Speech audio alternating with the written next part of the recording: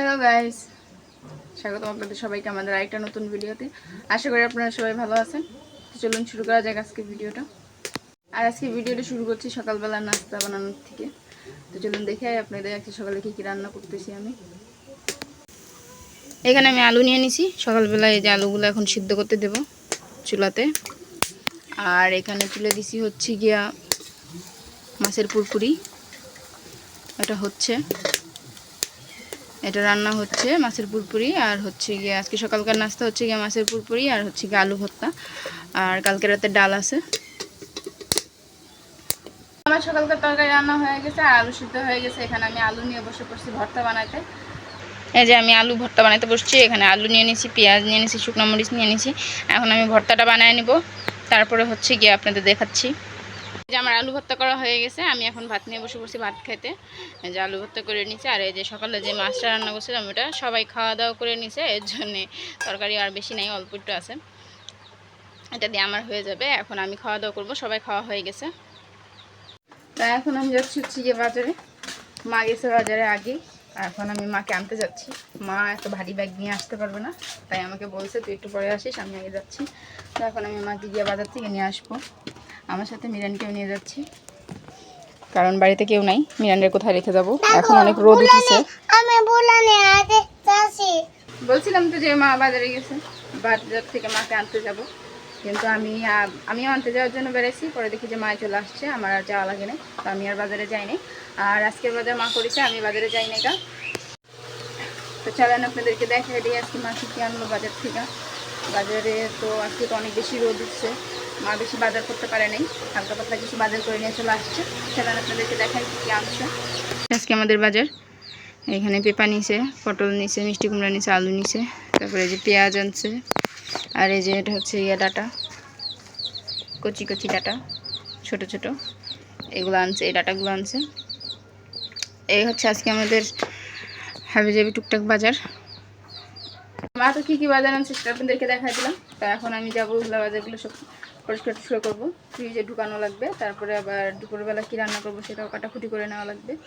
আগে সব কিছু রেডি করি, তারপরে আপনাদের দেখাচ্ছি যে আজকে দুপুরে কী রান্না করবো।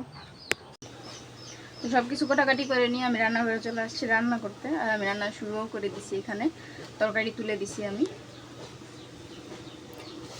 এই যে আমি তরকারি তুলে দিছি, এখানে তরকারি হচ্ছে। আজকে যে কী পরিমাণে গরম পড়ছে, একদম অবস্থা খারাপ হয়ে যাচ্ছে গরমে। দেখেন রান্না করতে বসছি, রান্না করতে বসে আমার কী অবস্থা হয়ে গেছে, এগুলো একদম ঘামে ভিজে গেছে, মনে হচ্ছে যেন আমি গোসল করছি, আমার জামা কাপড় সব ভিজে গেছে। এত পরিমাণে গরম পড়ছে আর এত পরিমাণে রোদ উঠছে। তো এই গরমের ভিতরে রান্না করাটা অনেক বেশি মুশকিল হয়ে যাচ্ছে। তার মধ্যে আবার কাঠের জালে রান্না করতে আরও বেশি সমস্যা হচ্ছে। তো আমার রান্নাবাড়া শেষ হয়ে গেছে দুপুরকার। রান্নাবাড়া শেষ করে এখন আমি ভাবতেছি যে 2-3টা রুটি বানিয়ে রেখে দেবো মার জন্য, কারণ যেহেতু এখন আমাদের গ্যাস নেই। তো রাতের বেলা রুটি বানাইতে গেলে আবার চুলা জ্বালানো লাগবে। এখন যেহেতু চুলা জ্বালানোই আছে, তাই ভাবতেছি যে এখনই রুটিগুলো বানিয়ে রাখবো রাতের জন্য। মা রুটি খাবে রাতের বেলা।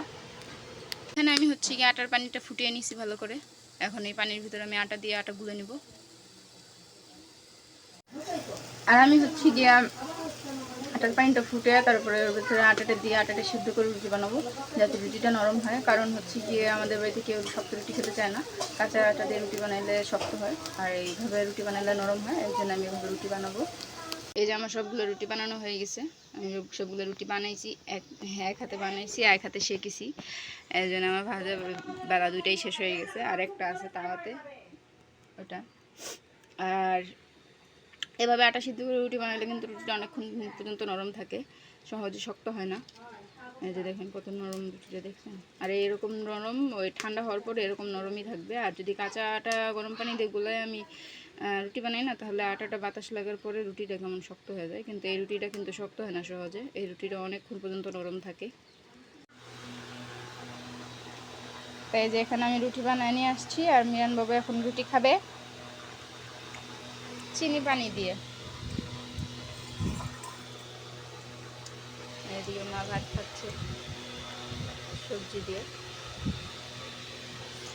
আর মিরান বাবু রুটি খাচ্ছে। মিরান বাবুকে ওর বাবা একটুখানি ভাত খাওয়াই দিছে, ওটুকু ভাত খেয়ে হয়ে গেছে, এখন রুটি খাবে না। আমি খাওয়াই দেবো না, তুমি একাই খাবা? আমি কেক খাবো। গায়ে পড়ে না তাহলে, চিনি পানি গায়ে পড়লে আঠা আঠা হয়ে যাবে।